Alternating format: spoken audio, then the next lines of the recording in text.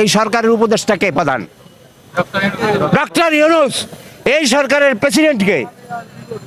প্রেসিডেন্টকে আপনি বলেন, who is the president? Awami লীগের লোক সে। তাহলে কিভাবে আমরা বিএনপি চালায়? What are you telling? আয়না ঘরের কি অবস্থা? সেখানে মানুষ কিভাবে নির্যাতিত নিষ্পেষিত হয়েছে। গণতন্ত্র কাকে বলে? They don't know how to process a democracy.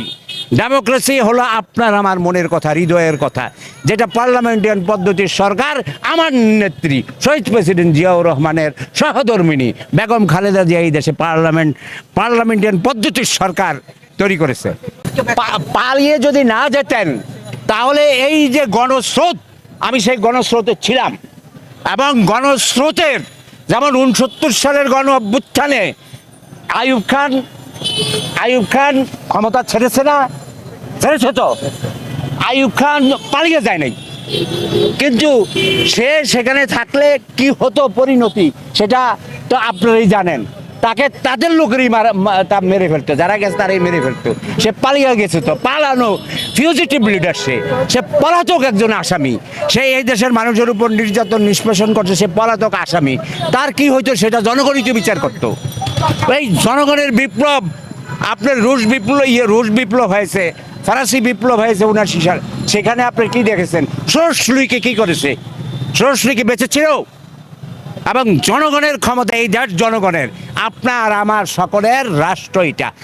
আমি এই দেশের মালিক, আপনার পরবর্তী জেনারেশন এই দেশের মালিক হবে। এটা কোনো বাবার কাউর সম্পদ না। সে পতাকা is liar, is always telling lie. আপনারা সাংবাদিক, আপনারা দেখেন না বিভিন্ন কথাবার্তায়, মানে মাথায় একটা নিয়ে ওই মানে কি ওই চোখে পানি আসার জন্য কেমিক্যাল ব্যবহার করে বিবিধ কথাবার্তা বলে। এই যে লায়ার, একজন লায়ার।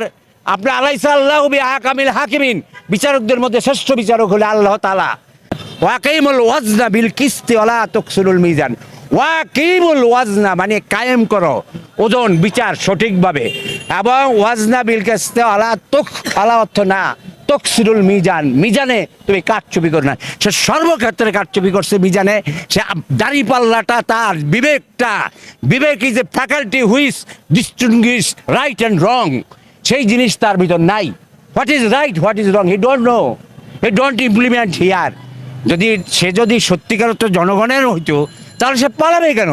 জনগণই তার সাথী থাকবে।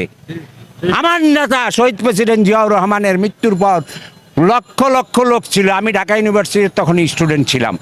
আমরা স্রোতের সাথে চলে গেছি। আমাদের